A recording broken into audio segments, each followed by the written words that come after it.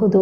ಹಾಗಿದ್ದರೆ ಯಾವುದೆಲ್ಲ ಮನೆಮದ್ದುಗಳಿಂದ ನಾವು ಈ ಸಮಸ್ಯೆಯನ್ನು ಕಮ್ಮಿ ಮಾಡ್ಕೋಬಹುದು ಅಂತ ನೋಡೋದಾದರೆ, ನಾನು ಏನು ಕಾರಣಗಳನ್ನು ಹೇಳಿದೆ, ಸರಿಯಾದ ಜೀವನ ಶೈಲಿ ಇಲ್ಲದೆ ಇರೋವಂಥದ್ದು, ಸರಿಯಾದ ಆಹಾರ ಪದ್ಧತಿ ಇಲ್ಲದೆ ಇರೋವಂಥದ್ದು, ಅದನ್ನು ಸರಿ ಮಾಡಿಕೊಂಡ್ರೆ ಖಂಡಿತವಾಗಿಯೂ ನೀವು ಈ ಸಮಸ್ಯೆಯಿಂದ ಮುಕ್ತಿಯನ್ನು ಹೊಂದ್ತೀರಿ.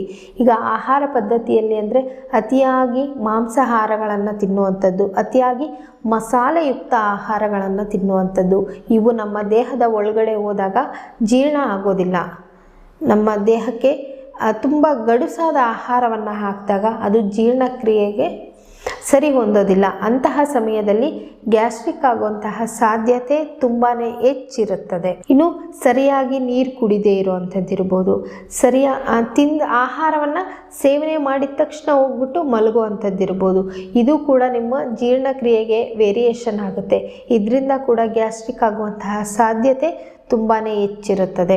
ಇನ್ನು ನೀವು ನೀರನ್ನು ಸರಿಯಾಗಿ ಸೇವನೆ ಮಾಡದೇ ಇದ್ದಾಗ ಅನೇಕ ಸಮಸ್ಯೆಗಳನ್ನು ನೀವು ಅನುಭವಿಸ್ತಾ ಹೋಗ್ತೀರಿ. ಮಲಬದ್ಧತೆಯಂತಹ ಸಮಸ್ಯೆಗಳಾಗಿರ್ಬೋದು, ಜೀರ್ಣಕ್ರಿಯೆಗೆ ಸಂಬಂಧಿತ ಸಮಸ್ಯೆಗಳಾಗಿರ್ಬೋದು. ಹಾಗಾಗಿ ನೀರನ್ನು ನೀವು ಚೆನ್ನಾಗಿ ಬಳಸಿ. ಇದರಿಂದ ನಿಮ್ಮ ಜೀರ್ಣಕ್ರಿಯೆಗೆ ತುಂಬಾ ಸುಲಭ ಆಗುತ್ತೆ. ಜೀರ್ಣಕ್ರಿಯೆ ಚೆನ್ನಾಗಾದರೆ ಮಲಬದ್ಧತೆ ನಿವಾರಣೆ ಆಗುತ್ತೆ. ನೀವು ತಿಂದಂತಹ ಆಹಾರ ಜೀರ್ಣವಾಗಿ ಮಲದ ಮುಖಾಂತರ ಹೊರಗಡೆ ಹೋಗುತ್ತೆ. ಸೊ ನೀವು ನೀರನ್ನ ಚೆನ್ನಾಗಿ ಕುಡಿದ್ರೆ ಈ ಗ್ಯಾಸ್ಟ್ರಿಕ್ನಿಂದ ಹೊರಗಡೆ ಬರಬಹುದು. ನೀವು ಆಹಾರದಲ್ಲಿ ಶುಂಠಿಯನ್ನು ಹೇರಳವಾಗಿ ಬಳಸ್ತಾ ಬಂದರೆ ನಿಮ್ಮ ಈ ಸಮಸ್ಯೆಗೆ ಪರಿಹಾರವನ್ನು ಕಂಡುಕೊಳ್ಬೋದು. ಶುಂಠಿ ಡೈಜೆಷನ್ಗೆ ತುಂಬಾ ಹೆಲ್ಪ್ ಮಾಡುತ್ತೆ.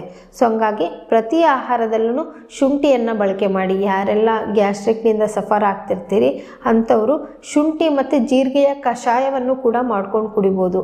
ಊಟಕ್ಕಿಂತ ಮುಂಚೆ ಶುಂಠಿ ಮತ್ತು ಜೀರಿಗೆಯ ಕಷಾಯವನ್ನು ಕುಡಿದು ಒಂದು ಅರ್ಧ ಗಂಟೆ ನಂತರ ಅದನ್ನು ಆಹಾರವನ್ನು ತಗೊಂಡಾಗ ಏನಾಗುತ್ತೆ, ಆಹಾರ ಸಂಪೂರ್ಣ ಜೀರ್ಣ ಆಗಿರುತ್ತೆ. ಮುಖ್ಯವಾಗಿ ಇನ್ನೊಂದು, ನಮಗೆ ಆಹಾರ ತಿನ್ನಬೇಕು ಅಂದರೆ ಮೊದಲು ಹಸಿವಾಗಿರಬೇಕು. ಸುಮ್ಮನೆ ಹೊಟ್ಟೆ ತುಂಬಿರುತ್ತೆ, ತಿನ್ನಬೇಕಲ್ಲ ಅಂತ ತಿನ್ನಬಾರ್ದು. ನಮಗೆ ಹಸಿವಾಗಬೇಕು ಅಂದರೆ ಟೈಮಿಗೆ ಕರೆಕ್ಟಾಗಿ ನಾವು ತಿಂದಂಥ ಆಹಾರ ಜೀರ್ಣವಾಗ್ತಾ ಹೋಗಬೇಕು. ಆ ರೀತಿ ನಮ್ಮ ಜೀವನ ಶೈಲಿಯನ್ನು, ನಮ್ಮ ಆಹಾರ ಪದ್ಧತಿಯನ್ನು ನಾವು ಇಟ್ಕೊಳ್ತಾ ಹೋಗಬೇಕು. ಇನ್ನು ಮುಖ್ಯವಾಗಿ ಆಹಾರವನ್ನು ಜಗದು ತಿನ್ನಬೇಕು. ನೀವು ಜಗದು ತಿಂದಾಗ ಏನಾಗುತ್ತೆ, ಆಹಾರ ಬೇಗ ಜೀರ್ಣ ಆಗುತ್ತೆ. ಇನ್ನು ಆಹಾರದ ನಂತರ ಸೋಂಪನ್ನು ಬಳಸುವಂಥದ್ದು. ನೀವು ಆಹಾರ ಆದಮೇಲೆ ಸೋಂಪನ್ನು ಹಾಕಿ ಜಗ್ಗಿಯೋದ್ರಿಂದ ಆಹಾರ ಜೀರ್ಣಕ್ರಿಯೆ ಆಗಲಿಕ್ಕೆ ಇದು ತುಂಬಾ ಹೆಲ್ಪ್ ಮಾಡುತ್ತೆ. ಅದೇ ರೀತಿ ಆಹಾರದ ನಂತರ ಒಂದು ಲೋಟ ಬಿಸಿನೀರು ಕುಡಿಯೋದ್ರಿಂದನೂ ಕೂಡ ನಿಮ್ಮ ತಿಂದಂಥ ಆಹಾರ ಜೀರ್ಣಕ್ರಿಯೆ ಆಗಲಿಕ್ಕೆ ತುಂಬಾ ಸಹಾಯಕವಾಗುತ್ತೆ. ಇನ್ನು ಮಜ್ಜಿಗೆಯನ್ನು ಬಳಸುವಂಥದ್ದು.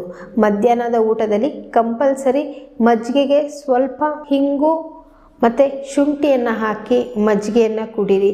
ಇದು ಕೂಡ ನಿಮ್ಮ ಜೀರ್ಣಕ್ರಿಯೆಗೆ ಈಸಿ ಆಗುತ್ತೆ. ಸೊ ಇಷ್ಟೊಂದೆಲ್ಲ ಮನೆಮದ್ದುಗಳನ್ನು ಹೇಳಿದ್ವಿ. ಖಂಡಿತವಾಗಿಯೂ ಎಲ್ಲ ಮನೆಮದ್ದುಗಳನ್ನು ಒಂದೇ ದಿನ ಟ್ರೈ ಮಾಡೋಕ್ಕೆ ಹೋಗಬೇಡಿ. ನಿಮ್ಮ ಅನುಕೂಲಕ್ಕೆ ತಕ್ಕನಾಗಿ 1 ಅಥವಾ 2 ಮನೆಮದ್ದುಗಳನ್ನು ಡೈಲಿ ಮಾಡ್ಕೊಳ್ತಾ ಬನ್ನಿ. ಇನ್ನು ಮನೆಮದ್ದಿನಿಂದಲೂ ಈ ಸಮಸ್ಯೆ ಕಮ್ಮಿ ಆಗಿಲ್ಲ ಅಂದರೆ ಒಮ್ಮೆ ಯೋಗವನ ಬೆಟ್ಟಕ್ಕೆ ಭೇಟಿ ನೀಡಿ ಈ ನಿಮ್ಮ ಸಮಸ್ಯೆಗೆ ಸೂಕ್ತ ಚಿಕಿತ್ಸೆಯನ್ನು ಪಡ್ಕೊಳ್ಳಿ. ನಮ್ಮ ಸಂಪೂರ್ಣ ವಿಳಾಸವನ್ನು ಇದೇ ವಿಡಿಯೋದ ಡಿಸ್ಕ್ರಿಪ್ಷನ್ ಬಾಕ್ಸಲ್ಲಿ ಹಾಕಿರ್ತೀವಿ. ಆಸಕ್ತಿ ಇರೋರು, ಸಮಸ್ಯೆ ಇರೋರು ಈ ಸಮಸ್ಯೆಗೆ ಪರಿಹಾರವನ್ನು ಕಂಡುಕೊಳ್ಳಿ. ಖಂಡಿತವಾಗಿಯೂ ಎಲ್ಲ ಕಾಯಿಲೆಗೂ ಯೋಗವನ ಬೆಟ್ಟದಲ್ಲಿ ಚಿಕಿತ್ಸೆ ಇದೆ. ಒಮ್ಮೆ ಭೇಟಿ ನೀಡಿ ಈ ನಿಮ್ಮ ಸಮಸ್ಯೆಯನ್ನು ಪರಿಹರಿಸ್ಕೊಳ್ಳಿ ಅಂತ ಹೇಳ್ತೀನಿ. ಮುಂದಿನ ವಿಡಿಯೋದಲ್ಲಿ ಮತ್ತಷ್ಟು ಮಾಹಿತಿಗಳನ್ನು ನಾನು ನಿಮಗೆ ತಿಳಿಸ್ಕೊಡ್ತೀನಿ. ಧನ್ಯವಾದಗಳು.